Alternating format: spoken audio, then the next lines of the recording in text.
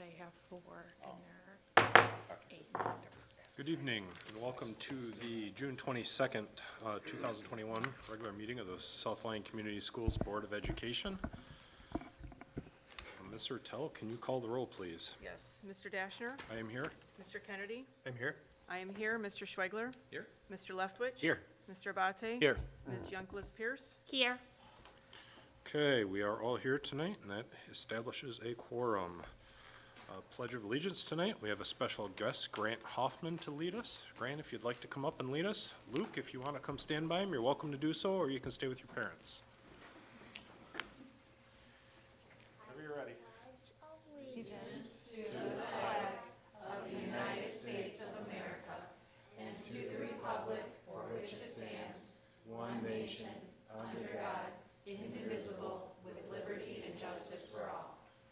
Thank you, Grant.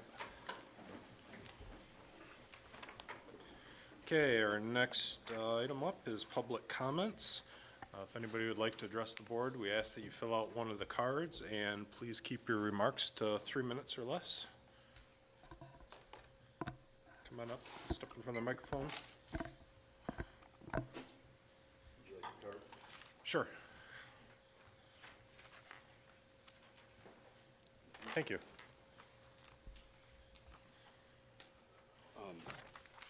My name's Paul Kirkwood, and I live at 30657 Old Plank Road in Wixom. I have 2 children, Kaylee, who will be a junior this year at East, and Brianna, who will be a freshman at East this year. I'm here tonight to say thank you to the board for responding to an email that I sent on June 3rd. I got a fairly quick response from one of the liaisons, and I got an almost immediate response from the assistant superintendent at that time. The situation that I was addressing is a difficult one, but I wanted to make sure that I came here and said thank you for the quick response. Secondary to that, there was an 18-day lag after that period where I didn't hear anything from anyone in this room. And my understanding as of the emails I got today was that it was immediately addressed with administration the next day, but I sat in the dark. And I'm here to let you know that I don't appreciate that. I don't think that's the standard that any of you up on the board wish to uphold. And so it took me reaching out by email yesterday asking for further correspondence, which then I finally got. And whether I'm satisfied with that or not, I'm just here to let you know that 18-day lag is unacceptable. I think we can do better. I will make sure that I continue to communicate, and I offered that up to everyone that got that email, including the resource officer and others. So at this point, I just want to say again, thank you for the quick response initially, and in the future, I would appreciate it if there was a little bit faster response and not letting me sit for 3 weeks waiting for an answer. Fair enough? Thank you. I appreciate your comments. Are there any other further public comments? Okay. Seeing none, we'll move on to item number 4, approval of the agenda. I'll move to approve the agenda for this evening. I'll second. Okay, that was moved by Mr. Kennedy, supported by Mrs. Youngquist Pierce. Any discussion? Okay, hearing none. All in favor, say aye. Aye. Opposed? Okay, motion passes 7-0. Approval of the minutes. We have the June 7th, 2021 special meeting and the June 7th, 2021 regular meeting.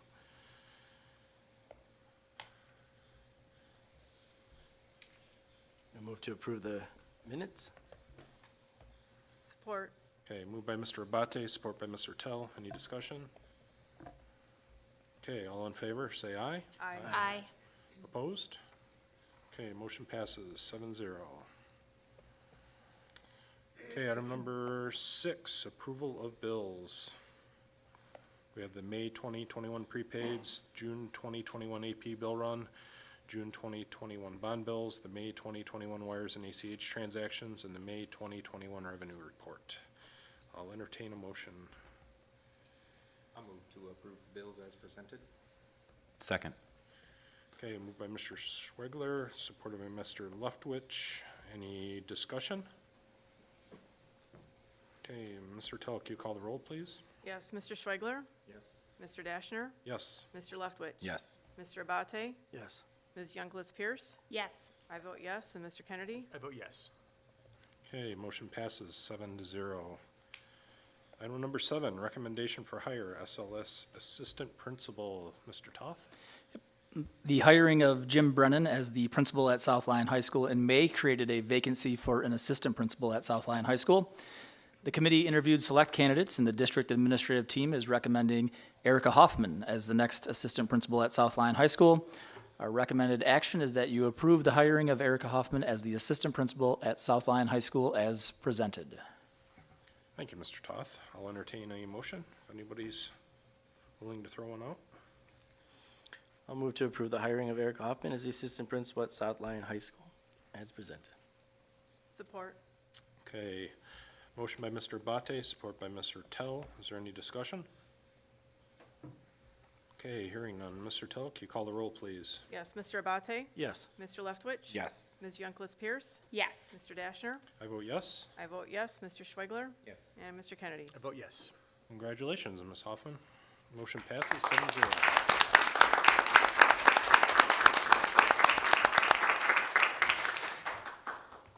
I just want to thank everyone for giving me the opportunity to do this, and I especially want to thank my family for encouraging me to pursue this opportunity. Thank you. Congratulations. Thank you. Congratulations.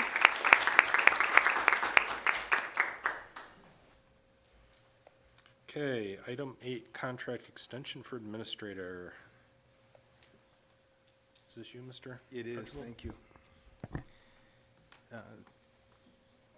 The Board of Education reviews and approves the individual employment contracts for administrators. The contracts provide for a 2-year agreement with an annual extension to be considered by the Board of Education. The contract duration is July 1, 2021 through June 30, 2023. The recommended action is that the board approve the extension of the employment contract for Lisa Kudwa, Assistant Superintendent for CETA. I'll move to extend Ms. Kudwa's contract for 2 years. I'll second. Okay, that was moved by Mr. Kennedy and supported by Mr. Abate. Is there any discussion or questions? Hearing none. Mr. Tell, can you call the roll, please? Yes, Mr. Kennedy, I vote yes. Mr. Dashner. I vote yes. I vote yes, Mr. Schwegler, Yes. Mr. Abate, Yes. Ms. Youngless Pierce, Yes. and Mr. Leftwich. Yes. Okay, motion passes 7-0. Okay, item number 9. I assume that's you again, Mr. It is, thank you. You're going to notice a theme here pretty soon. The Board of Education reviews and approves the individual employment contracts for administrators. The contracts provide for a 2-year agreement with an annual extension to be considered by the Board of Education. The contract duration is July 1, 2021 through June 30, 2023. Recommended action is to approve the extension of the employment contract for Stacy Witt, Assistant Superintendent for Business and Finance. Thank you, Superintendent Archibald. I'll entertain a motion.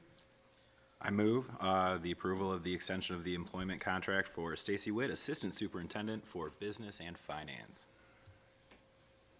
Support. Go ahead.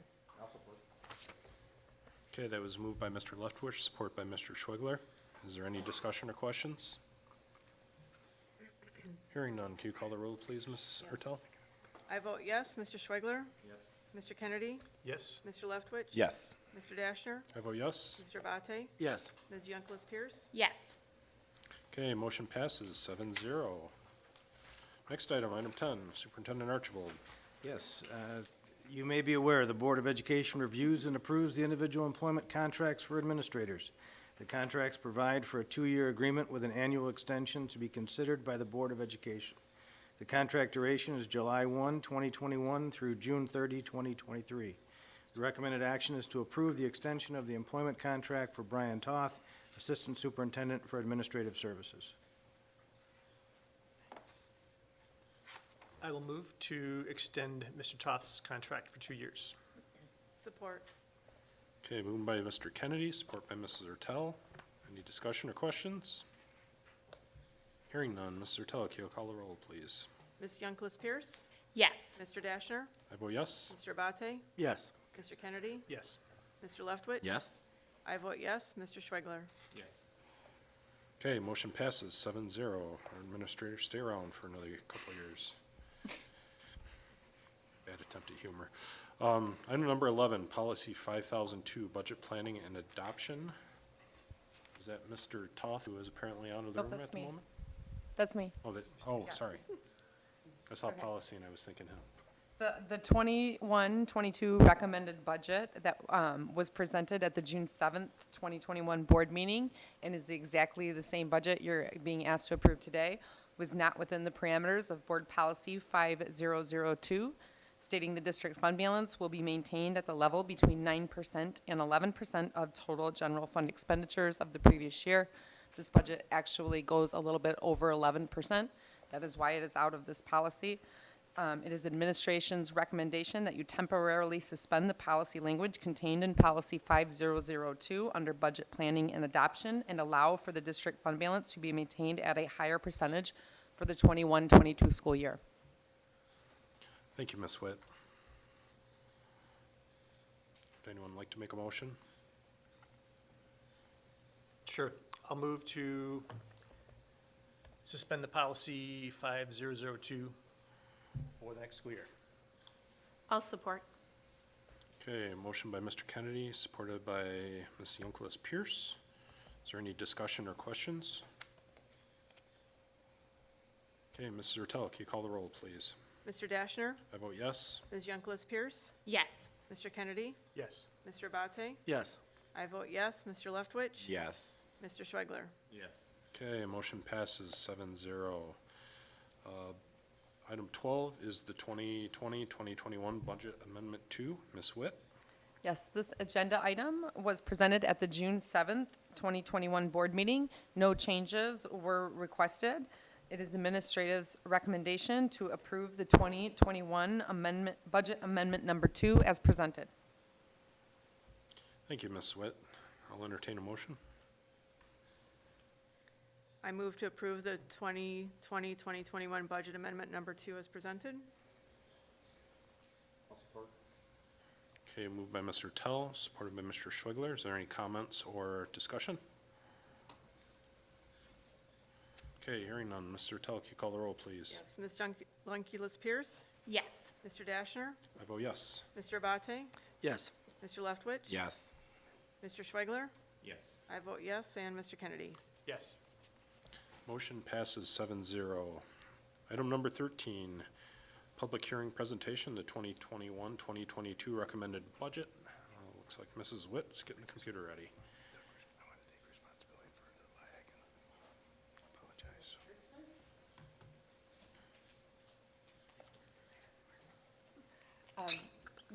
No requested changes were made to the budget that I presented at the last board meeting, June 7th. So a lot of these slides are going to be the same.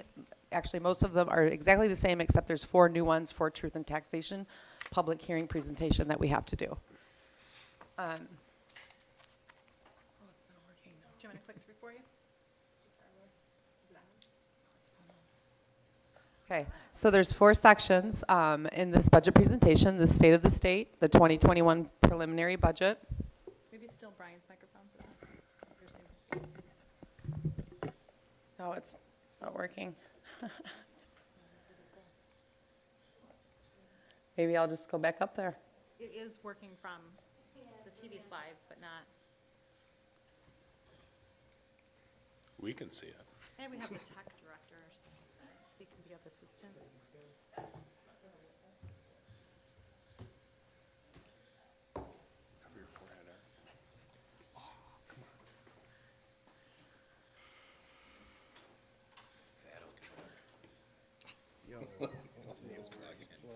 I'll just. Turn it off, turn it back on again. Yes. You can come sit on the floor in front of us if you want. That we can see. I can see it from right here. Now we can't see it anymore. Chester fixed it.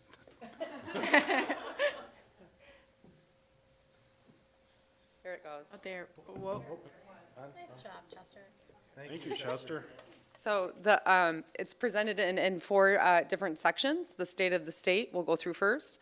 Then it's the 2021, I'm sorry, that should say 21-22 preliminary budget. What about South Lyon Community Schools? And then the financial forecast. The state of the state we used for this budget was the original governor's proposal of $164 per pupil. The House put out a budget of $100 per pupil increase, and the Senate put a $250 per pupil increase in their budget. We went with the middle budget of $164, which was the governor's. That is a 2.02% increase from this year's funding.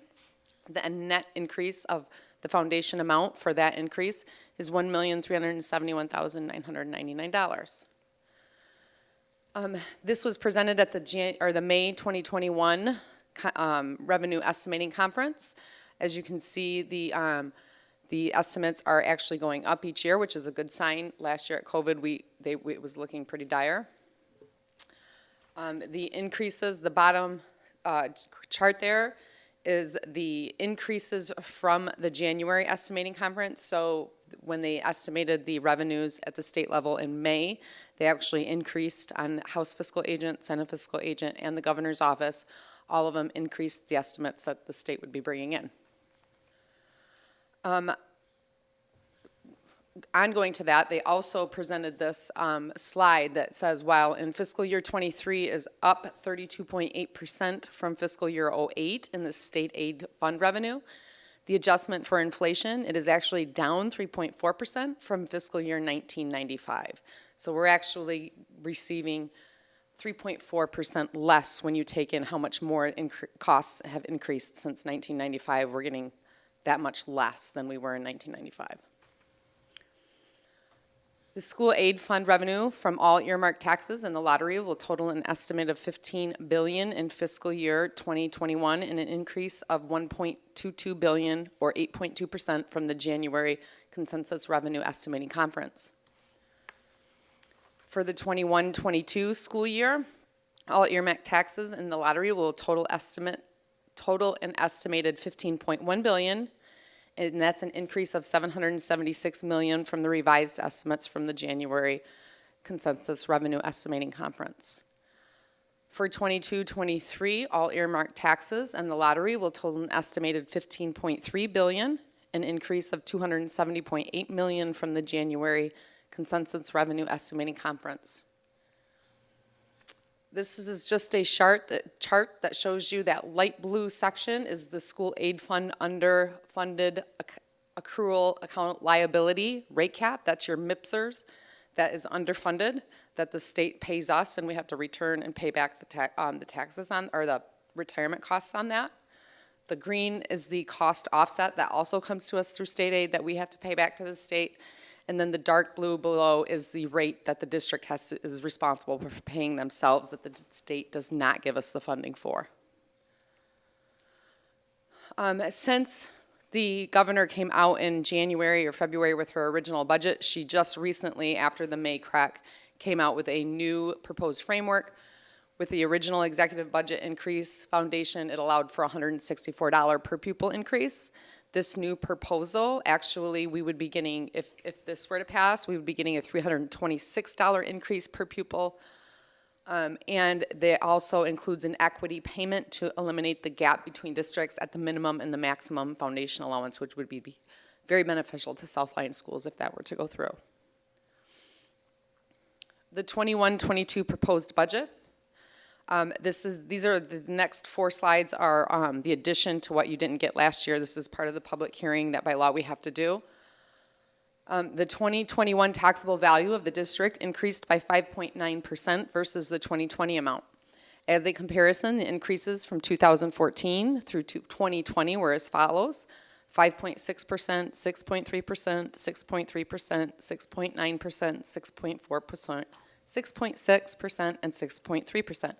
The taxable value total does not impact the district's operating budget, but it does have an impact on the debt funds. It should be noted that the taxable value of 2022 existing properties could only go up by inflation, which was low at 3%. In May of 2016, the voters in South Lyon approved a 10-year millage of 19.972, which is the authorized amount that will be subject to future rollbacks. This millage was rolled back under Headley Calculation to 18.9476 for 2021 school year and is further rolled back this year to 18.7429 mils for the 21-22 school year. The amount levied will remain at 18 mils as in previous years, as that's the maximum amount that you can levy. You authorized a higher amount so that when we do the Headley calculation, you can still get your full 18 mils that's allowable to levy. The 21-22 Headley calculation is calculated by taking your prior year taxable minus your losses, dividing it by the current year taxable value, and subtracting the additions. Then you multiply that by the inflation rate that comes from the state. So we take the, when you do the division, it comes to 0.9792, and then you times it by 1.01, which is the inflation rate, which just gives us 0.9892. Since 0.9892 is less than 1, we do have a Headley rollback calculation. So we take our last year's 18.9476 amount, and we subtract and we multiply it by, excuse me, 0.9892 to get 18.7429. That's our maximum allowed authorized our millage rate, but the total is 18 mils that we can levy. So we're still over that, so we levy the 18 operating mils. Based on the total taxable value of the district and the current schedule of the bond principal and interest payments, it is my recommendation to reduce the current debt levy of 7.0 mils to 7.00 mils for the 2021-22 school year. We also, because we levy our taxes in the summer, we are assessed a summer tax collection fee. A lot of times, most school districts, if they don't authorize in December a summer tax collection, you have to levy all your taxes in the winter. In many school districts that do this, that's why they have to take out bridge loans from the state or funding, because they have to wait until November before they actually levy taxes for their income. If you levy taxes in the summer, you don't have that month without state aid, without any income, because you're receiving your taxes. So South Lyon Schools has always authorized a summer tax levy. We are assessed a fee per parcel. These haven't changed. I look back the last 5 years. They have not gone up the last 5 years, and they did not go up again this year. The Finance Committee met May 3rd, 2021 and May 24th, 2021 to review the 21-22 preliminary budget and the 2021 Budget Amendment 2. We discussed student enrollment numbers to the budget, and we answered the SLEA union questions regarding the budget. In this 21-22 proposed budget tonight, the revenues total $101,057,636, and total expenditures equal $98,372,435, which creates a net operating income of $2,685,201. Taking out the transfers to the other funds, from the general fund of $721,000, we have a net increase in the fund balance of $1,964,201. Of the revenues, 69% of them are coming from the state. This year, the federal has greatly increased. It's at 14% now this year, or for next year, due to basically COVID funding that's gone through. Even though it comes from the federal government and it's passed through the state, we still have to classify it as federal funding. 6% is from the ISD, 1% is local or other revenues. For the 2021, our per pupil allocation from the state foundation allowance was $8,111. We have budgeted the $164 in the governor's original proposal, which increases our 21-22 per pupil allocation to $8,275. Our 2020 fall student count was 8,187. We are projecting a 2.44% increase, which gives us a 2021 estimated fall student count of 8,387 students. If we take in this budget how we calculate the foundation allowance. It's a weighted average of 10% of your previous February count and 90% of your current fall count. So that gives us a weighted average of 8,365 students. We take that and multiply it by the per pupil allocation of 8,275.25, which gives us a 21-22 total foundation allowance revenue of $69,229,500. Of that $69,229,500, we are levying the 18 mills. The state takes that out of the foundation allowance, and it's upon the school district to collect that from our local taxpayers, leaving the state portion of the foundation allowance left to pay us of $58,901,697. Of the 18 mills levied on non-homestead taxes, in this budget, we've budgeted that about 0.5% will be delinquent, which calculates to $51,639,000. So the total amount of local taxes in this budget is $10,276,164. This is of the section 147A1, A2, C1, and E. These are the MIPSers underfunded liabilities that we get through our state aid. The current allocation that we get is $601,024. We've estimated an increase of about $45,000, $528 for this year, because they're not increasing it a lot. Some of the budgets actually have it going down. We have a small increase of what we're going to get from the state for these monies. So our 21-22 estimated allocation is $9,646,552 for those sections of the MIPSer portion. Talk about expenditures in this budget. Salaries equal about 50% of the total expenditures, with benefits being at 37%, so total expenditures of 87% goes to just salaries and benefits.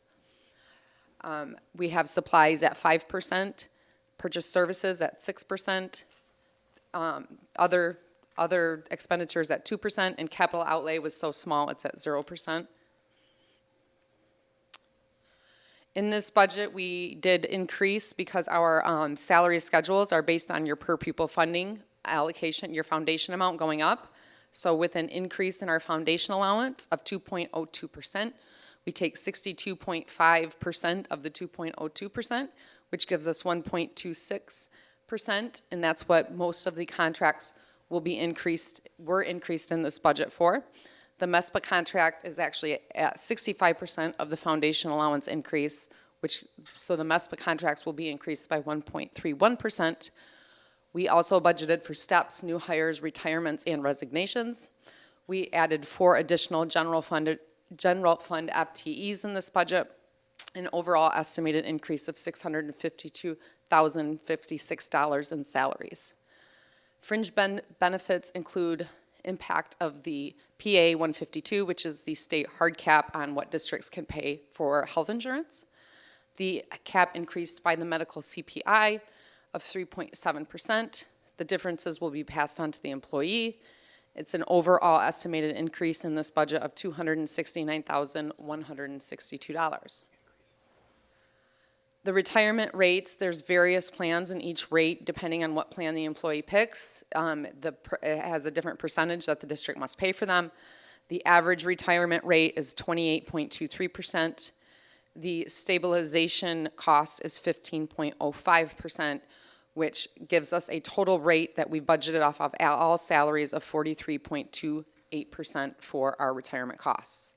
Overall estimated cost increase is $262,122 for our MIPSers expenses. This is just a chart comparing our 21-22 proposed budget to our 2021 amended budget. The salaries increased by $652,000. The benefits, which includes all benefits, not just healthcare benefits, or not just health, but dental, vision, MIPSers, everything went up by $531,000. Services, supplies, capital, other went up by $1.1 million for a total increase of these expenses for $2.3 million, or a 2.46% increase.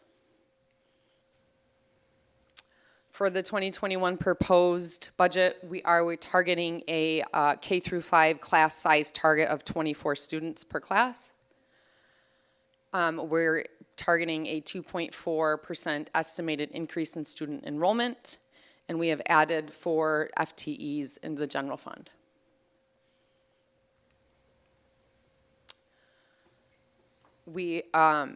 Those are 4 FTEs of teachers. We've also added 3 support staff. Some of those are actually grant funded, so it doesn't come out of the district's fund balance. Basically, they're being covered by grant funds. This is a chart that shows the historical of instructional costs versus support costs for the 21-22 budget. We have an estimated $57.57 million in instructional costs. And in the blue chart is our support costs, and that increases a little bit to $40.13 million. So what about South Lyon Community Schools? While Proposal A was never intended to fund all schools equally, the question must still be asked. Are South Lyon schools worth millions of dollars less than an average district in the state? This is a chart that shows you what some of the school districts would get if they had the same student count as us for their per pupil foundation amount. So that's just their foundation amount multiplied by their student count. Southfield schools would get $26.9 million more than we would based on what they get for their foundation allowance to what we get on our foundation allowance. Farmington Public Schools would get $19.1 million more. Novi Community Schools would get $6 million more. The county average in Oakland County is $6.8 million more because we're one of the few districts in Oakland County that gets the minimum foundation allowance. And the state average would be $2.4 million than what South Lyon gets at the minimum foundation allowance.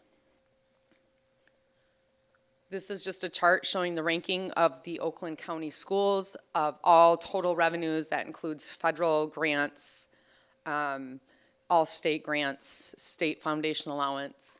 South Lyon is ranked 588 out of 829 public schools in the state of Michigan. We rank 588 with total revenues per student. Our financial forecast. This takes in the previous budget adjustments that continued, including expenditures. It includes revenues and expenditure changes since May of 2021, and it also includes revised state aid and enrollment projections. So last April, when we looked at these forecasts, we were projecting a 1% enrollment increase in 21-22 and a 2% enrollment increase in 22-23. And a 1.4% state aid foundation allowance increase of 1.4% in both years. We revised this last April so that our forecasts look at enrollment for 21-22 at 2.4% from a loss that we had this year that we didn't actually project last year. The state aid of 2.02% increase. In 22-23, we're projecting a 1% enrollment increase and a 1.4% state aid foundation allowance increase, and in 23-24, we're projecting a 1% student enrollment increase and a foundation allowance increase of 1.4%. This is a chart of historical fund this is our surplus, not our fund balance. So this was be our income statement, profit loss statement at the beginning or at the end of each year. The 21-22 is almost $2 million that we're projecting to put into the fund balance after this year. But the very following year in the financial forecasts in 22-23, we're looking at losing over $4 million. So we're going to be spending $4 million out of our fund balance if these financial forecasts were to go through and we don't make any changes. This is a graph of our fund balance and the amount that we have in our fund balance with that $4 million loss in the financial forecasts 23-24. That would bring our fund balance down to under $4 million. In 21-22, we're looking at adding about $2 million, and we're projecting to end at almost $12 million. But then you can see the following 2 years, we're taking about $4 million a year out of our fund balance. If you, this is fund balance as a percentage, because that's what our board policy is based on, is the percentage of our expenditures. So in 21-22, we're almost at 12%, which is why we suspended the board policy for next year. But 22-23, you can see it drops to under 8% in that 1 year. These are the projections for 21-22. We're looking at adding 1.9 million. 22-23, it's showing us losing 4 million. In 23 and 24, it's showing us losing another 4 million. This is basically due to all the grant revenues that we've received this year and we're receiving next year that's not going to continue on in the following years as we know it. So those grant revenues have been removed from 22-23 and 23-24. So 21-22, we have a operating surplus, but in 22 and 23 and 23-24, we do not. The fund balance goes from 11.7 million in 21-22 to 3.6 million in 23-24, and we're not hitting the board policy in any year because in 21-22 we'll be over it, but that very following year in 22-23 it shows us going below our fund balance policy. The employee contracts in the future, the Teamsters contract expires June of 2022. The MESPA contract expires June of 2023. The SLAA contract, or the administrators, expires in June of 2022. And the SLEA contract, the teachers' contract, expires August of 2022. So we will be waiting to see what the state actually does and when they plan to approve their budgets and their foundation allowance formula and what state aid is going to be. Our next steps is after the board approves, we'll finalize budget documents, get them uploaded to our website and into our BITEC system, our accounting financial software. And we will be looking, as soon as those state budgets are passed and we get a fall student count of an accuracy, we'll be submitting to the board an amended budget right away to get accurate numbers for the 21-22 school year. And that is it.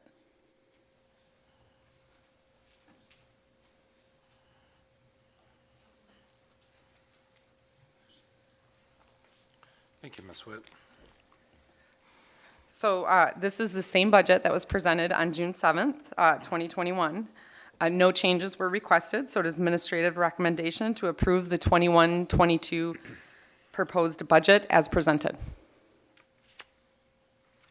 Thank you, Ms. Witt. I'll entertain a motion if anybody would like to make one. Sure. I will move to approve the 21-22 recommended budget as presented. I'll support. Okay, it's moved by Mr. Schwegler, supported by Mr. Kennedy. Are there any comments or questions?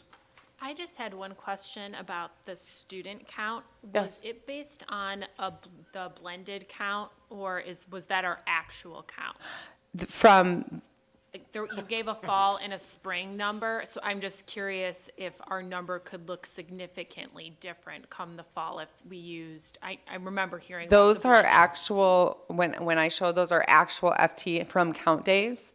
So what we were funded on in this current 2020 school year was a super blend. So we weren't actually funded on those numbers this year because the state did a super blend because so many districts lost FTEs and students. These are actual student count numbers, and this budget for 21-22 is based on the 90-10. It's going back to the original state aid formula, so those are actual count numbers. Thank you.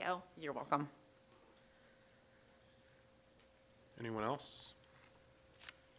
I do have a quick question I wanted to ask. With the governor's plan, even though this hasn't been enacted, where she's gonna increase the districts that are minimum to try to close that foundation gap, is that proposed increase enough to actually close the gap, or will it just minimize it? It's hard to understand in the language because it says it's a one-time, it kind of says it's a one-time, the wording kind of sounds like it's one time.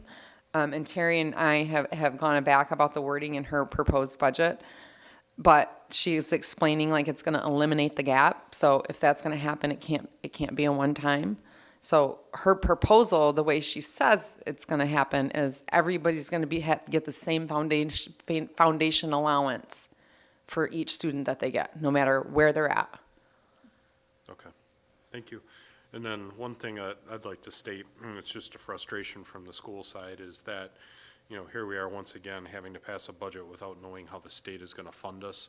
And at the same time, they're trying to remove, I'm not sure if it's a law or an administrative regulation that has them getting their budget done for the schools before July 1st, so we know. So, you know, they're kicking the can down the road and trying to get rid of the teeth that made them do it in time for us to be able to plan. And, you know, it puts us in a situation of just guessing, and it's just not the right way to have to do things, but we're stuck with it. So, ran over. Any other comments or discussion? Mr. Telk, you call the roll, please? I vote yes. Mr. Abate? Yes. Mr. Leftwich? Yes. Mr. Dashner? I vote yes. Mr. Kennedy? Yes. Mr. Schweigler? Yes. And Ms. Youngculis Pierce? Yes. Okay, motion passes 7-0. Item 14 on our list is the 2020-2021 debt millage rate reallocation. Mrs. Witt? Yes. This agenda item was presented at the June 7th, 2021 board meeting. No changes were requested. Just a reminder that last year we levied 7.10 mils for our debt levy.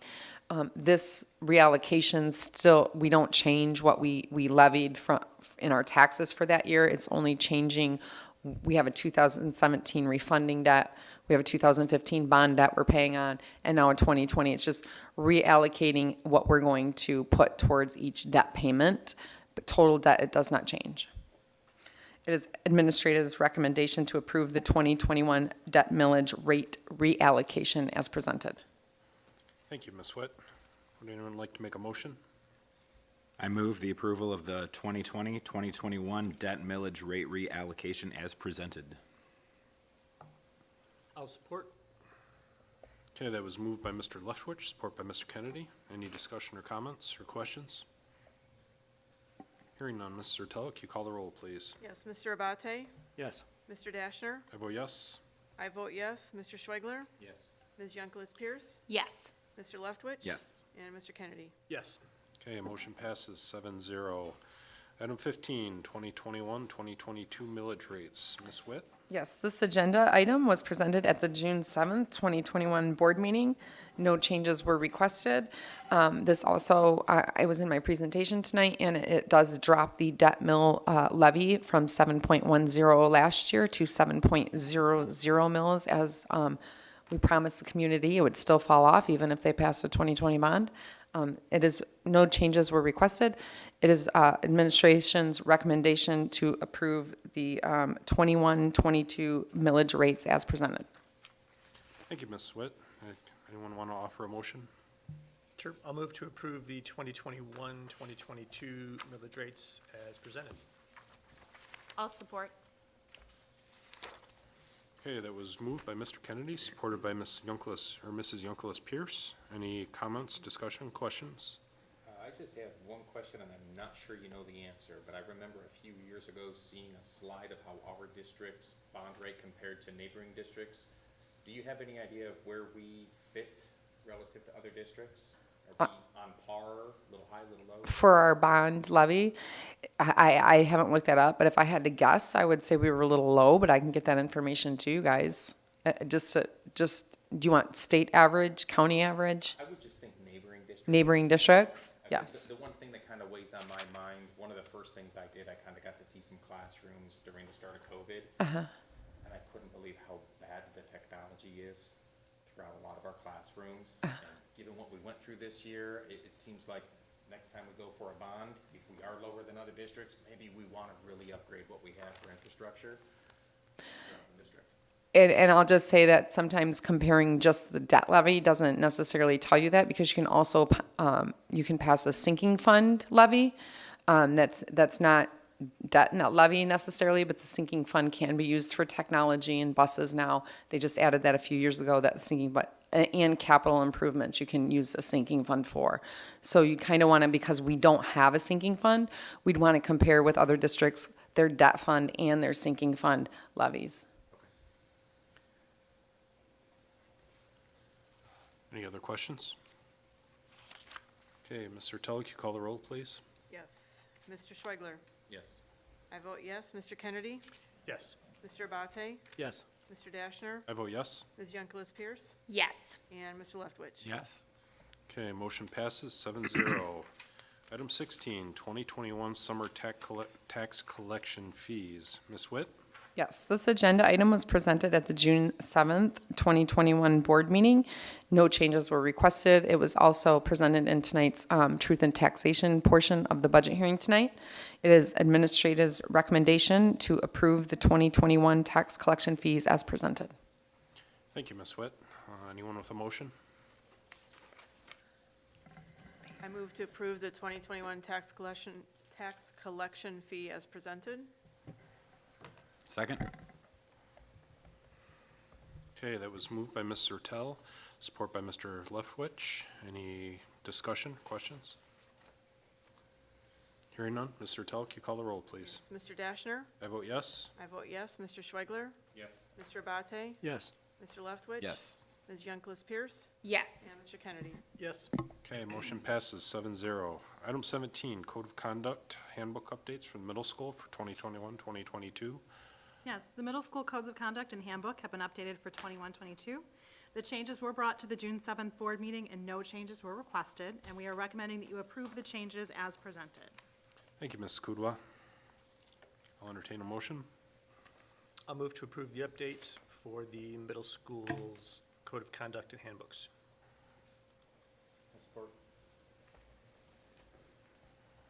Okay, that was moved by Mr. Kennedy, support by Mr. Schwegler. Any discussion or questions? Hearing none, Mr. Tell. Again. Mr. Abate? Yes. Mr. Leftwich? Yes. Mr. Schweigler? Yes. I vote yes. Mr. Kennedy? Yes. Mr. Dashner? I vote yes. And Ms. Yankelis Pierce? Yes. Okay, motion passes 7-0. Item 18, Code of Conduct updates for South Lyon East High School. Yes, and just a point of clarification for anyone who's following along with the board meeting at home. I mentioned this last time, but the middle schools have completely identical handbooks. At the two high schools, because the attendance procedures are different based on where the offices are located, they have 95% of the same, and then the actual where you go if you are tardy or you need to leave school early is different between the two high schools. So they do have two separate codes of conduct, and we bring them separately, even though they are virtually identical. The South Lyon East High School Code of Conduct and Handbook has been updated for the 21-22 school year. The changes were brought to the June 7th board meeting and no changes were requested, and we are recommending that you approve the changes as presented. Thank you again, Ms. Kudwa. Would anyone like to entertain or offer a motion? I move to approve the proposed South Lyon East High School Code of Conduct changes for the 2021-2022 school year as presented. I'll support. Okay, that was moved by Mr. Leftwich, support by Mr. Kennedy. Discussion or questions? Okay, Mr. Tell, can you call the roll, please? Yes, I vote yes. Mr. Abate? Yes. Ms. Yankelis Pierce? Yes. Mr. Dashner? I vote yes. Mr. Leftwich? Yes. Mr. Kennedy? Yes. And Mr. Schweigler? Yes.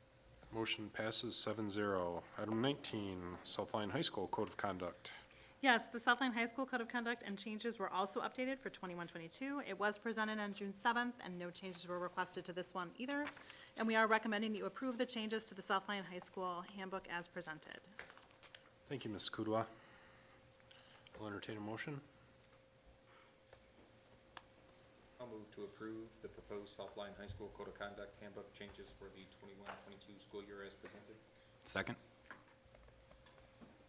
Okay, that was moved by Mr. Schwegler, supported by Mr. Leftwich. Any discussion or questions? Hearing none, Mr. Tell, can you call the roll, please? Yes, Mr. Leftwich? Yes. I vote yes. Mr. Dashner? I vote yes. Mr. Kennedy? Yes. Mr. Schweigler? Yes. Ms. Yankelis Pierce? Yes. And Mr. Abate? Yes. Okay, motion passes 7-0. That brings us to item 20, District Continuous Improvement Plan for 2021-2022. Yes, earlier this year, the Michigan Department of Education, or MDE, launched Michigan's Integrated Continuous Improvement Process, or MICIP, which blends traditional district and school improvement planning along with strategic planning. So while the state's platform for inputting district plans has been launched, all of the systems within the platform are not yet operational. They're still working through some bugs. So for this initial year of MyKIP implementation, MDE is only asking districts to submit one goal through the MyKIP platform. Our district is submitting an updated literacy goal within that platform, along with carrying forward our existing goals around writing, mathematics, science, career readiness, school and district culture, and we are recommending that you approve the 21-22 District Continuous Improvement Plan as presented. And our two curriculum coordinators, Ms. Ingbloom and Mrs. Weber, are here to share information about that MyKIP process and our updated literacy goal. And I just want to take a moment to thank both of them. They've been leading our district administrative team and the building level teams through a pretty major shift in what improvement process planning looks like. They've done a lovely job with it in a year where they were a little bit busy with an awful lot of other things. So I just want to take a moment to thank them both for a lot of time and effort that they have put in to make sure that we are in a good position as a district. And we're one of the few that are using the platform to input. So they are actually providing a lot of input to the state on how the platform is working and functioning. So many districts will benefit from the work they've been doing this year. So they have a short presentation to kind of recap for you what the MyKIP process is about. So thank you for giving us the opportunity to talk to you about the Michigan Integrated Continuous Improvement Process, or MyKIP, as the state calls it. This is the state's updated process for district and school improvement.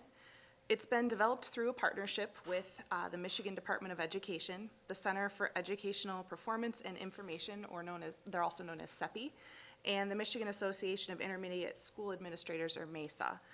The goal today is to give you kind of a high-level overview to define what MyKIP is, to share why it's important and how it connects to improving student outcomes, and to provide an update on our current status of MyKIP.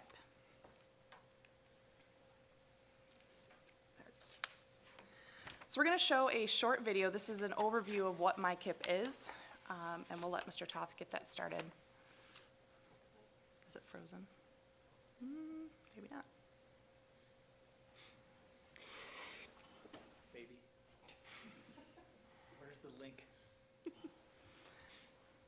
Let's see what's going on with it.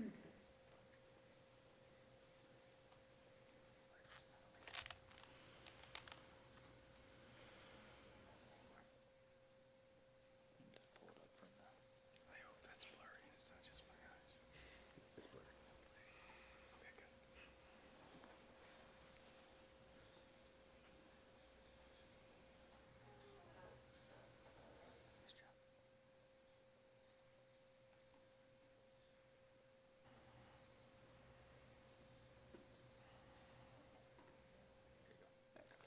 There you go, Steve. Not just you. We have no sound, though.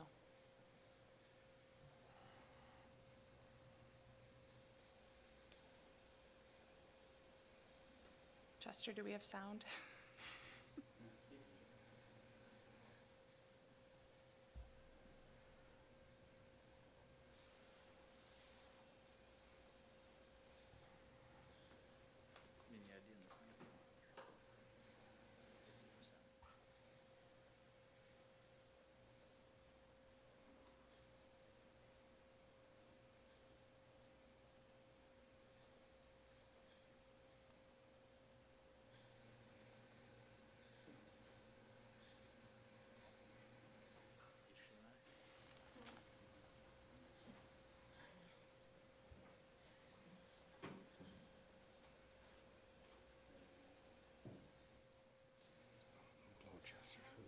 All we can for students in Michigan. Thank you, How Chester. can we work to improve schools so that our students are challenged academically, supported emotionally, engaged mentally, and feel safe and healthy in every way possible? The Michigan Integrated Continuous Improvement Process, or MyKIP, may be the answer. In their hearts, educators feel a strong pull to care for their students and set them up for success.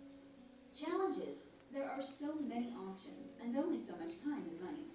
And even if educators had unlimited time and money, many students who are desperate for help and support do not and cannot always communicate their needs. So, educators must identify the best ways to care for each student, and then select the research-based resources for programs or improvements that will address student needs on a larger scale. How does a school or district possibly consider so many different sets of needs across multiple student groups? That's where MyKIP comes in.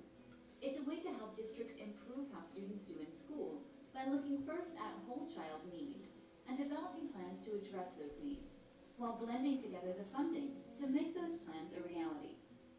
What exactly is MyKIP? It is a change in mindset, a streamlined process, and an integrated web-based platform. If we don't match plans to what kids need, they may not be successful. Then, once we find something that works for them, we have to check frequently to make sure it's still working. Starting in the fall of 2020, with a limited rollout, there's going to be a web-based platform that will provide pre-populated district data to help with planning, to pinpoint what our kids really need. And you guessed it, that planning space will help match needs to plans to funds. Many times, educators begin to work with different students to determine their most pressing needs. Then, they wish they could help students with similar levels on a larger scale. MyKIP will help a district look at the big picture at a district level. It will take the data a district already generates and have it ready for teams to review when planning to meet students' needs. And then, it will help them form the plan that will work for their students and maximize the resources supporting those plans. With MyKIP, teams will spend less time searching for data and more time analyzing and planning. It helps streamline the process and ensures that plans are created with data-driven decisions to consider the whole school and the whole child. By using MyKIP, educators can work together to ensure that students are challenged academically, supported emotionally, engaged mentally, and feel safe and healthy in every way possible. For more information, visit the MyKIP website.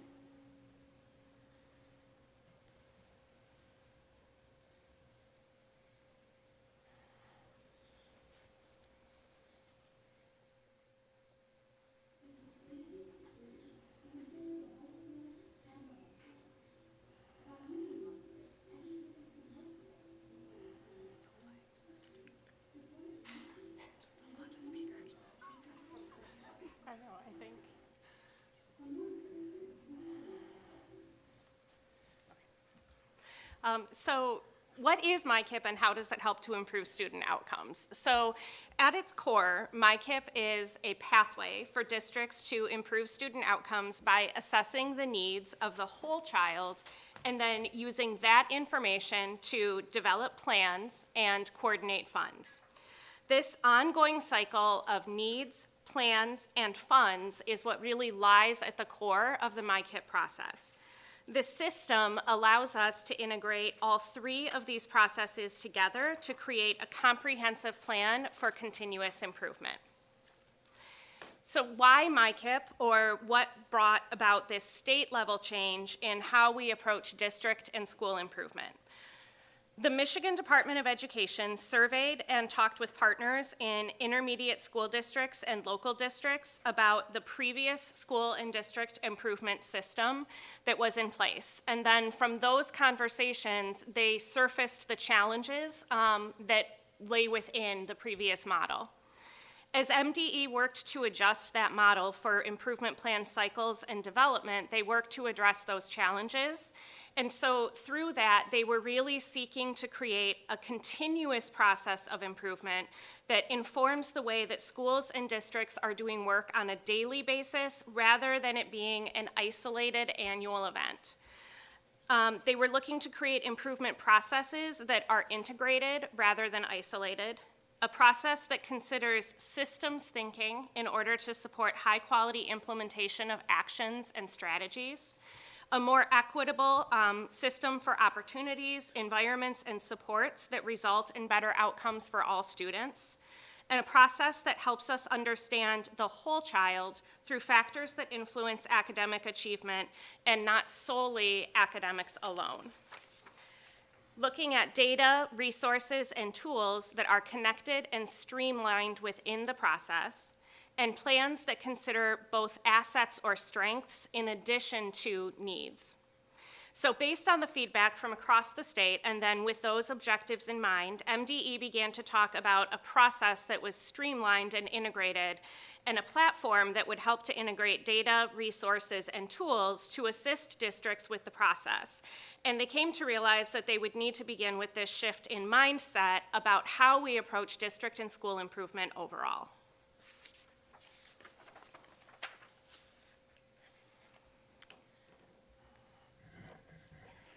So when we talk about MyKIP, we are referring to three broad categories and areas. One being the mindset that Kelly just spoke to, second being a process, and the third being the platform that this is housed in. So we're going to walk through each of those areas in a little bit more detail.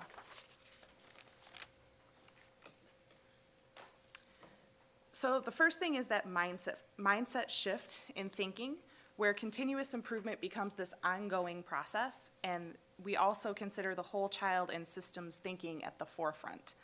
Our leadership teams will be meeting regularly to work through the continuous improvement cycle.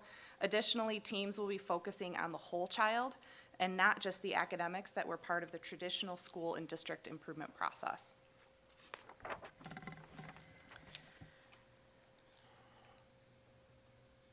Under MyKIP, continuous improvement is ongoing rather than being an annual event. Plans are adjusted on an as-needed basis based on monitoring and evaluation. So an ongoing process really encourages maximum levels of fidelity of implementation by the adults within the system to provide maximum impact for our students in the system. In addition, MyKIP is the same process for all rather than having a separate process at the district level compared to the school level. So in that way, the process really becomes consistent and cohesive across the entire system. So in South Lyon, our building leadership teams will provide input to our district leadership team using the same processes for assessing needs, planning, implementing, monitoring, and evaluating. Michigan has adopted a definition of the whole child as being a unique learner comprised of interacting dimensions such as cognitive, physical, behavioral, social, and emotional. Previous improvement models have focused primarily on the academic or cognitive aspects of the child. This shift recognizes the importance of addressing the physical, behavioral, social, and emotional aspects as well because they impact the child's environment and ability to fully participate in learning. This process also recognizes the importance of involving all stakeholders, including the home, school, and community. By addressing all of these, we come closer to the goal of having children who are healthy, safe, engaged, supported, and challenged. The model Michigan uses to reference the whole child is shown on this slide. It is referred to as the WSCC, which is actually pronounced as WISC model, which is an acronym for the phrase whole child, whole community, whole school. Whole school, whole community, whole child.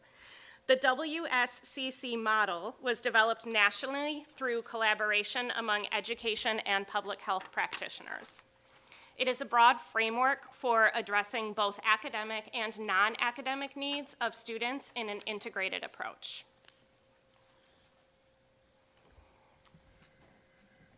The third area of the mindset shift involves systems thinking. We define systems as a series of interdependent and aligned processes and people working together toward a common goal to bring desired results. All too often, we become focused on narrow challenges or solutions that we forget how things are connected. The challenge that we see may be the result of a problem somewhere else, or the solution for a challenge in front of us may create other problems if not considered as part of the whole. Some key descriptors in our definition are worth noting. So interdependent, when we talk about interdependent, we mean the processes and people cannot function at their highest levels without each other. And aligned and toward a common goal means that processes and people must be focused on the same thing, and everyone must clearly understand the goal.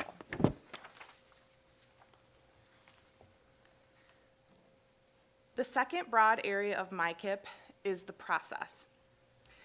The process is that Michigan continuous improvement cycle, which is depicted in the graphic that you see here on this slide.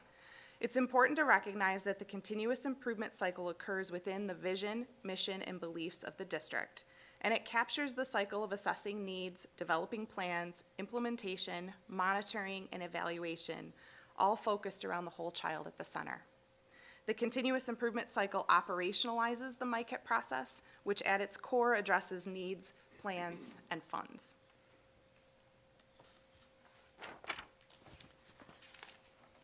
So far this year, we have had the opportunity to establish a district leadership team and a building leadership team for each of our K-12 schools. These teams have met regularly this spring to work through our first area of inquiry for this process, being literacy. Each building team worked through a needs assessment process and root cause analysis that resulted in a gap statement and challenge statement for their building. The district leadership team worked together to complete this same process at the district level. The resulting work of these teams this year is reflected in our continuous improvement plan overview that is included in your board packet this evening. You will notice there is differing language in the goal structure between the goal that has been added into the MyKIP platform and the goals that are being carried forward from our 2020-2021 district improvement plan. This is largely due to differences in the formatting and language found within the platforms used to house the plans.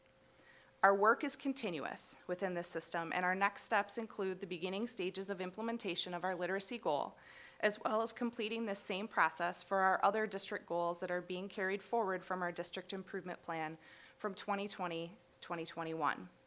Those goals include writing, math, science, career readiness, and culture. The platform for this new system has been rolled out to districts over the second half of this school year. While the platform has some capabilities right now, many features are still being developed and will be activated over time. Since this is a new platform for everyone this year, MDE is only requiring districts to submit one goal within the MyKIP platform this year. The goal that we focused on for this work is our literacy goal, which you will see in your continuous improvement plan overview document in the board packet. Over the course of the next school year, our district and building leadership teams will work together to go through that continuous improvement process with our other goals that are being carried forward. And we'll make any necessary changes before including them in the MyKIP platform.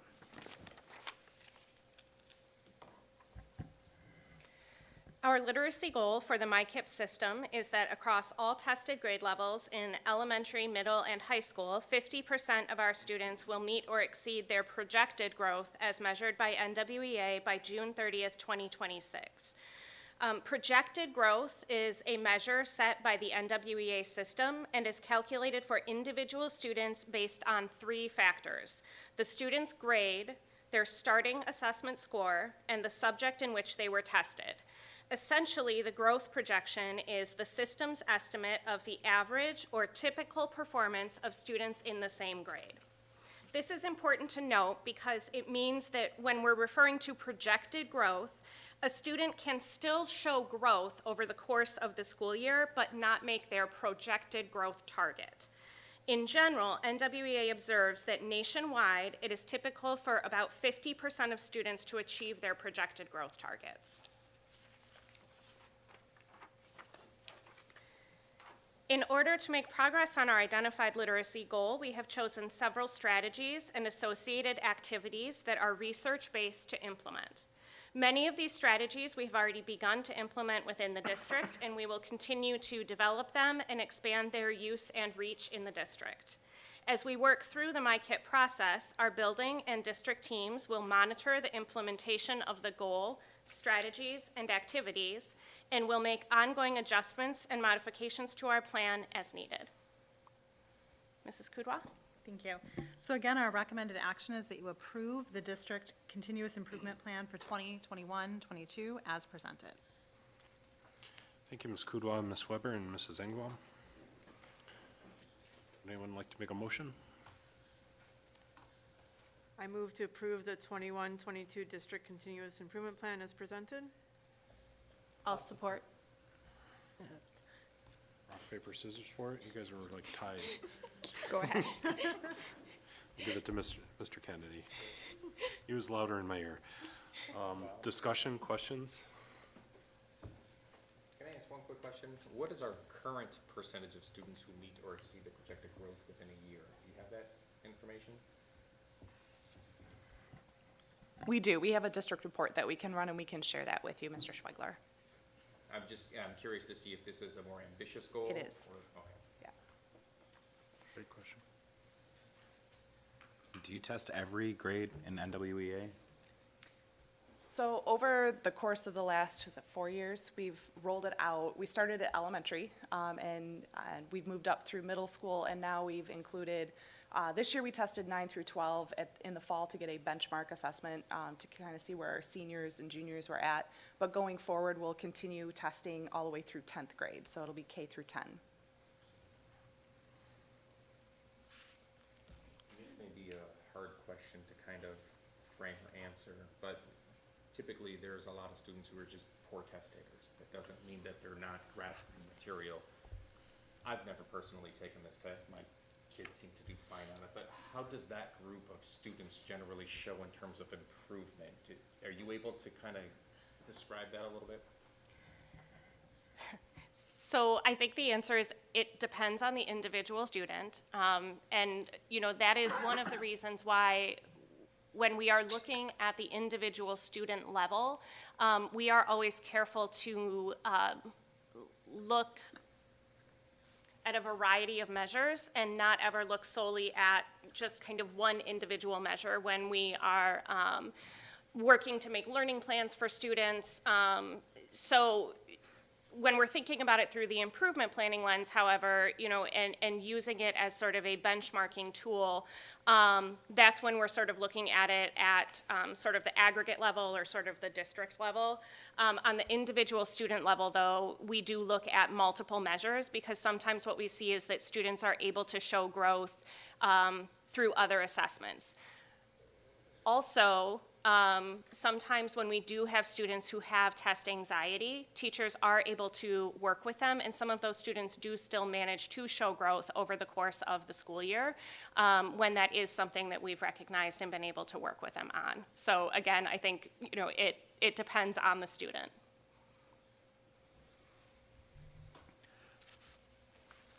Can you speak to the slide that I'm looking at right now, the strategies for meeting the goal? Particularly the first one, what is essential school-wide and center-wide practices in literacy? So that is a document, it's one of the series of documents that was developed by the GELN, which I am blanking on the acronym for a minute, but it is one of the documents that has been compiled in conjunction with the essential literacy instructional practices for K-5, the essential coaching practices for elementary literacy. And essentially what it is it is a collection of researchers and educators from across the state, including from universities, from intermediate school districts, from districts across the state. And they have compiled the research-based best practices that have been shown to produce the highest results in student achievement in the realm of literacy. Specifically, the school-wide and center-wide practices look at the things that you can be doing at the school level or at the district level, so more of the systems level type of practices that you can be employing to help further promote literacy growth within a school or across a district. So it will speak to things like professional development and your professional development plan, strategies to promote family engagement in literacy. So are all of these strategies skills and like does your instructional staff already have the knowledge of everything that's on here, or is this going to be a real new paradigm for them in a lot of ways?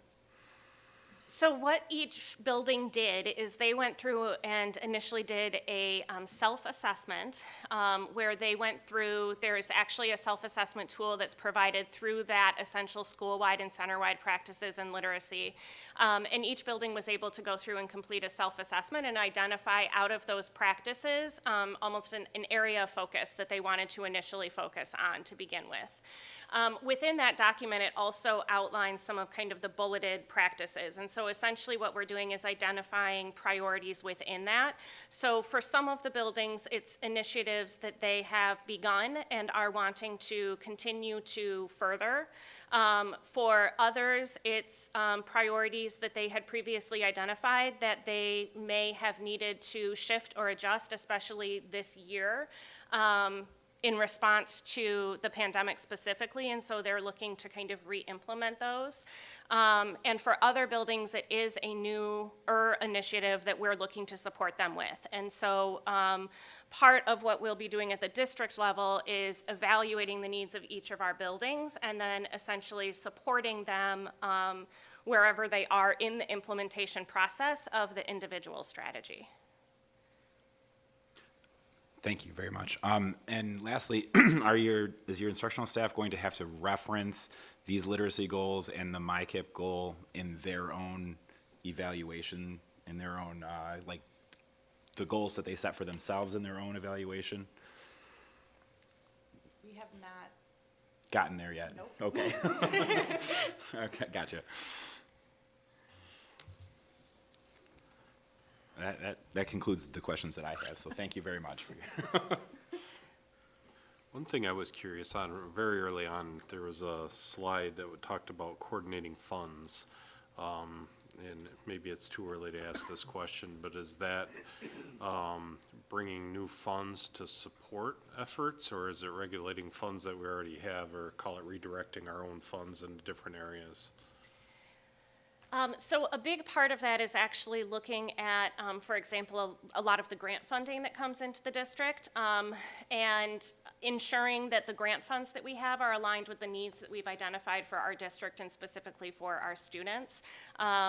So part of that process is that we're continuously evaluating through the needs assessment process, the needs, and then evaluating the efficacy of the programs that we're implementing with those funds.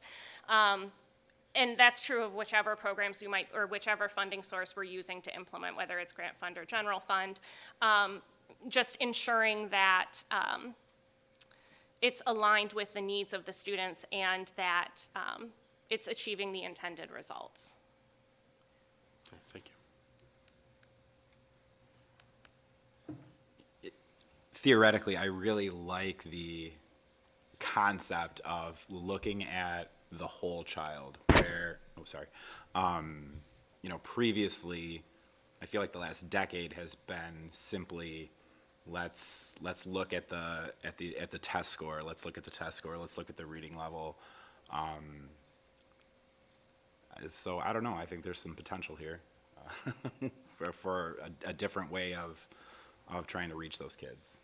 And I do think that's one of the more significant mindset shifts within this process, because this does encourage us to look outside of just the individual test score, or to Mr. Schwegler's question, when we are thinking about students who potentially show test anxiety, what strategies are we implementing if that is something that we are seeing?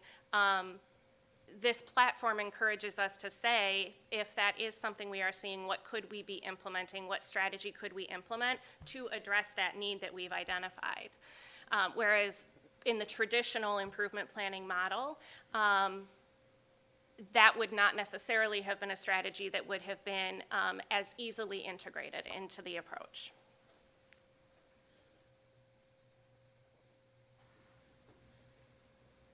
Anything else?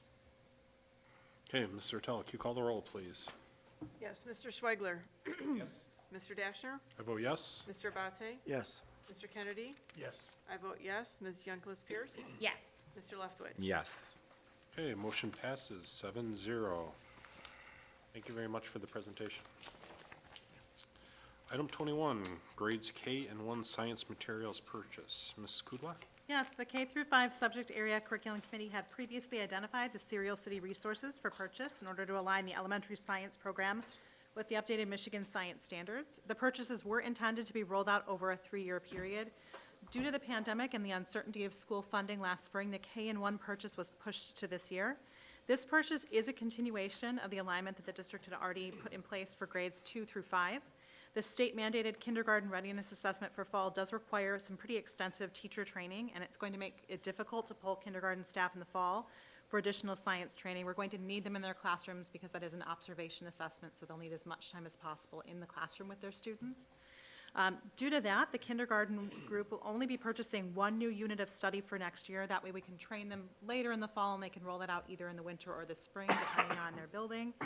And then we'll have them keep some of their current units of study for one additional year, so then next year we'll bring back to you the additional units for purchase for kindergarten. First grade, however, is purchasing their full units of study, and the purchase was presented at the June 7th Board of Education meeting, and no changes were requested. And we are recommending that you approve the purchase of the Serial City Science units for the total amount of $56,773.60 for use in the 21-22 school year with grades K and 1. Thank you, Ms. Kudwa. Would anyone like to make a motion? I'll move to approve grades K and 1 science materials purchase for the 21-22 school year in the amount of $56,733.60. Support. Okay, there was a motion by Mr. Kennedy, and support by Ms. Youngquist Pierce. Discussion, questions? Hearing none, can you call the rolls, please? Roll, Yes. please. Ms. Yankulis Pierce? Yes. I vote yes. Mr. Abate? Yes. Mr. Kennedy? Yes. Mr. Dashner? I vote yes. Mr. Leftwich? Yes. Mr. Schweigler? Yes. Okay, motion passes 7-0. Item 22, we have the 2021-2022 board meeting schedule. One change that I would like to suggest in that is that the early June meeting get moved to June 6th, which is a Monday, to avoid conflict with the high school honor ceremonies. It's the same thing we did earlier this month. If somebody would like to make a motion with that change tied to it, I would appreciate it. I'll move to approve the 2021-22 board meeting schedule with the change to June, you said it was 6th? Yep. To June 6th. Support. Okay, that was moved by Mr. Kennedy, supported by Mrs. Youngquist Pierce. Any discussion? Okay, hearing none. Mr. Tell, can you call the roll, please? Yes. Mr. Kennedy? Yes. Mr. Schweigler? Yes. Ms. Yankulis Pierce? Yes. Mr. Dashner? I vote yes. Mr. Abate? Yes. Mr. Leftwich? Yes. And I vote yes. Okay, motion passes 7-0. That brings us to our information inquiry section. Item 23, administration. Ms. Kudwa, you've got the extended COVID-19 learning plan goal report. Still going with all this extended COVID learning plan pieces. The Return to Learn legislation does require a few things from local districts for the 2021 school year. Districts did have to establish educational goals for reading and math, pick a benchmark assessment for reading and mathematics that was aligned to state standards, and give that assessment to all students in grades K through 8 in the first 9 weeks of school, and again before the end of the school year. Our district-approved assessment is NWEA's MAP Growth, which is one we do have a history with as a local district assessment. We are required to give 2 progress reports along with that. The first report we did share with you in January, and our second report was shared to the district website. The requirement was prior to the end of the school year, so that was posted to the transparency page on Friday, and a copy of it is included in your packet. Southline Community Schools did administer MAP growth assessment during our fall, winter, and spring testing periods. Again, not all grades during the winter had that assessment, and then 11 and 12 were not assessed again in the spring, as we mentioned earlier. The district has been using this data along with classroom data to engage in planning around instructional strategies to continue and to monitor and improve student growth. Over the course of the 2021 school year, our goal was to have all students demonstrate growth in reading and math from fall to spring, as measured by an increase in their RIT score on the NWEA MAP growth assessment. Our data shows that 70% of our K through 8 students who were tested both fall and spring demonstrated growth in reading, as measured by the MAP growth assessment, and about 85% of our K through 8 students who were tested for both fall and spring demonstrated growth in math on that assessment. We do plan to use the data to help set goals to increase student achievement for both math and reading in the 2021-22 school year and beyond. So just an update that is posted. We have met that final requirement for the extended continuity of learning legislation. Hopefully the last one. Fingers crossed, Mr. Dashner. We have yet to see what the requirements are for next school year. Are there any questions or comments? Okay. Legislation? Mr. Superintendent Archibald? Just right now, all eyes are on the budget, and again, they did call the legislature back today, and I believe they have a session scheduled for next Wednesday in anticipation of being able to get some kind of a deal done prior to the end of June. I know that our lobbyists and superintendents around the district are communicating frequently with our legislators to get this done, but that's probably the most significant piece of legislation out there right now. Thank you. CETA comments? I do not have CETA comments this evening. Okay, board committee reports. Legislative, Mr. Leftwich. No, I did not attend if they met, but I'm certain that the topic of discussion would have been, as Mr. Archibald just described in his legislative update. They have a tendency to mirror each other. Yeah. Policy, Mr. Abate. We have not met. It's been a little while yet. Haven't anything on the docket, really. Finance, Mr. Schwegler. Haven't met since end of May, but you pretty much heard, I'm sure, the last meeting and this meeting, everything we've gone over, so nothing new to say. Facilities planning, Mrs. Ertel. We have not met since our last meeting. June's a dry month. Mr. Kennedy, curriculum and communications. June continues to be the dry month. We've not met. Our last meeting was prior to our last board meeting. Okay, Oakland Schools Diversity, Equity, and Inclusion. Is that still occurring, or are they on a summer break? Don't think we had a meeting since, so I'm not sure if there's a summer break or not. I think they are. I'm gonna keep my eye open since the schedule's opened up a little bit to see if something comes along. 'Cause I know my Oakland County Board President seems to be on a summer break. Any other? I do, and if I'm stealing anybody's thunder, I'd like to congratulate the South Lyon High School girls varsity softball team on their Division I state championship this past Saturday. What an exciting team to watch. They're going to be good for a while. If you get a chance, they have a dynamite pitcher, but they are solid in the field, and they hit from top to bottom in the order. They're just an absolute treat to watch. A short rain delay on Saturday to extend the experience, and they were just so loose and having fun. It was just great to see, and enjoyed a chance to be a spectator in their glory. So congratulations to the softball team. Thank you. Item 24, reports, South Lyon Education Foundation. Mr. Abate, or are you going to punt it off to? Well, I had you might know more than I do at this point. I wasn't at the last meeting, but I know that to be on the lookout for them at the Lake Street Cruise-In. They'll be there with some promotional information, and also at the Farmers Market on Saturday for Kids Day. But I couldn't attend the last, so I'm not sure if. I was at the honors night, Oh, so, there you but they're still working on the kindergarten bags, so I think they have a few slots left for supporters if you would like to help sponsor certain items. Okay. Thank you. Item 25, public comments. Is there anyone here wishing to make a public comment? Okay, seeing none. Item 26 is correspondence. We do have a teacher tenure status memo and a few resignations and retirements. We definitely wish the retirees all the best in their retirement.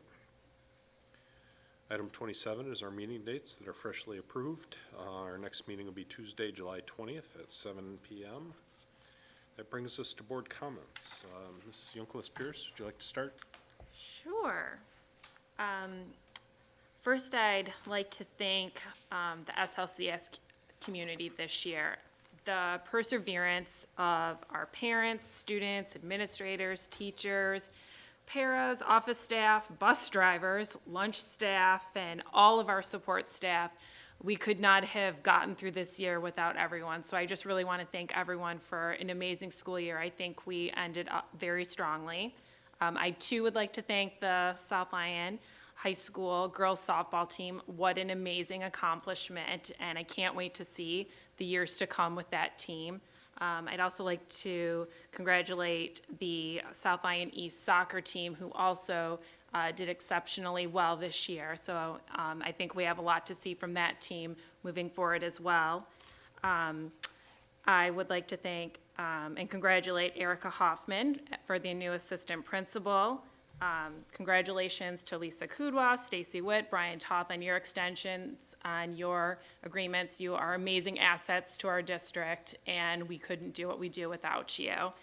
Mrs. Engblom and Mrs. Weber, very impressed with the my KIP work that you've done. I can't wait to see, what that program leads to with the whole child approach. I think it really will change our education system, and I really hope that that is successful. And that is all I have for right now. Thank you. Mr. Leftwich. Yes, thank you. I'd like to thank the teachers and principals and everybody at every level who participated in graduation. It was a very fun day. Both ceremonies were fantastic. We got really lucky by not having any rain, but it was hot, and it was real lucky it didn't rain. Anyway, it was a wonderful event, and it was we just needed to celebrate, and it was a good celebration. So thank everybody who participated, and congratulations to all the contract extensions and promotions. And it's been a year, and I'm looking forward to a little rest, and everyone deserves it. So thank you. Mr. Schwigler. Not a whole lot ahead after those two. Yes, congrats to everybody for the extensions, for promotions. That's great. I unfortunately was not able to attend the graduations in person, so I do want to say congratulations to all of those seniors who've worked hard to complete one chapter in their life as they get ready to open up the next one. Quick note on the softball team. I've been dying to get to a game. My daughter's 12. She plays softball. Her teammates, they talk about it often, and I hope those girls that just won that championship understand the impact that they have on the younger kids in the district, because they've been following all along. My daughter was excited to go watch East play. It was fun to see them lose, but then to find out that that was the second closest game that Southline had throughout the playoffs, including the championship. They tied that 5-0 score. I mean, you could have had another championship team out of this district, so that's fantastic to see both of those teams excelling so well, and I too am very much looking forward to watching their continued success. Thank you. Mr. Bate. Thank you. Congratulations, Mrs. Hoffman, on the new role. Happy to renew the contract tonight. It's really nice to see your team whole and together and ready to go into what I hope is a normal school year. When we're sitting at the graduation events, which congratulations to the staff and the students from top to bottom at both high schools that put on an amazing event. Just the only way to end that year, to end this year, to feel like, I felt like we sort of had made it, at that point. And it was just but I was okay. I would have sat there for like 6 more hours. It was so worth it, right? But the cloud that came over at South Lyon High was like my favorite cloud of all time, because it was a warm one. But those were beautiful.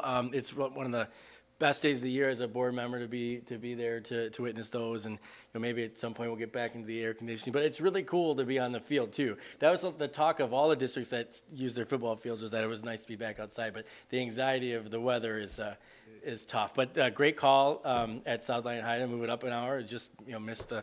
Anyway, it was wonderful, and it's amazing to just be in this room right now and see everyone's face, and to think about.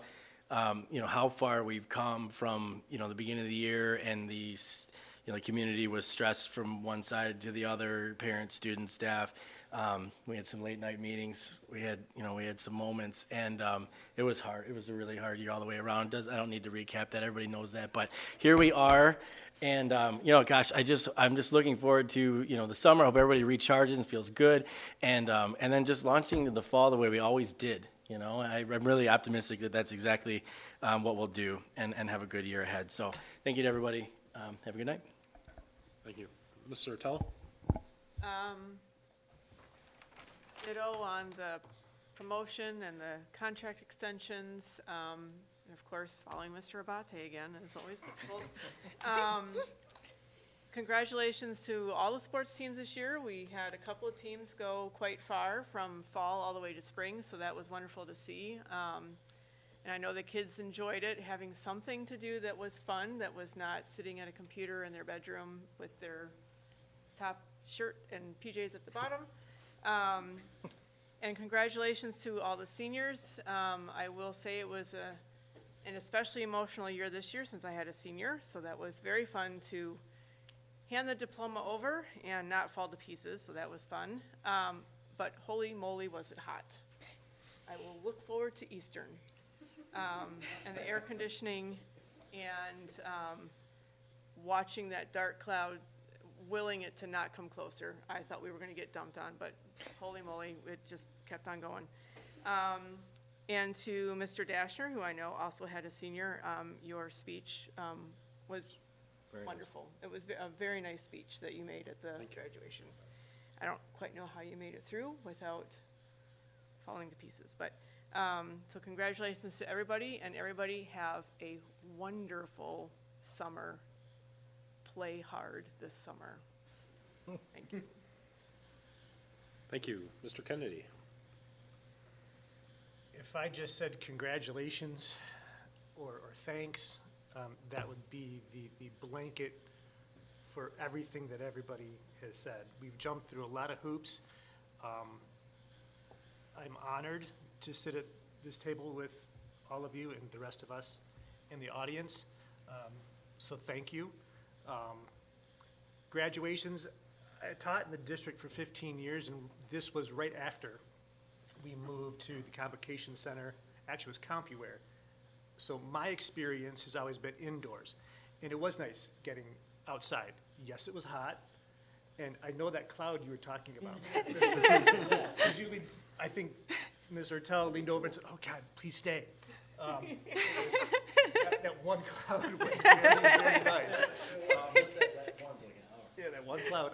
All the folks that have done something in the district in the past year and a half that has gotten us to this place. I'm humbled, I'm thankful, I'm proud. I don't know how much more I can say. If I started individually naming things and people, I would leave somebody out, so I'm not going to. I'll leave that for Mr. Dashner, to not miss anybody. To leave somebody out? But thank you all, I appreciate it. Thank you, Mr. Kennedy. I'll try to be relatively brief. Again, I would like to thank or congratulate softball. It was great. It was great to be able to at least listen to the stream, even though I couldn't be there. Kind of exciting hearing our high school team play, have an actual broadcast for it. Same thing with East. East did win break a home run record with their softball team, so we're going to have a couple good teams to watch for next few years, at least. Graduation, again, I echo everyone else's comments. It was great. It's one of the favorite things we do. I also like to say that I was extremely humbled just writing a speech and giving a speech for that type of event. And the feedback I've got, I've appreciated every bit of it. So, but it was a heck of a humbling experience. With the resignations we had tonight, we're going to have some openings for bus drivers, which we've constantly had, and food service workers. If anybody's interested, please apply. We need help, and we're having problems filling those positions, and we're hoping we can fill them so we don't have bus problems next year. Congratulations to Erica Hoffman, and that is all I have. And this will close out this financial year for us. We'll see everybody next year, which is next month. So if anyone would like to make a motion to adjourn? I'll make a motion to adjourn the meeting. No wait time for that one. Bro, usually looking at each other like, are you up? Is it you? Okay, all in favor, say aye. Aye. Opposed? Okay, motion passes. We are adjourned at 8:38. I remembered the gavel this time. I'm gonna grab your binder.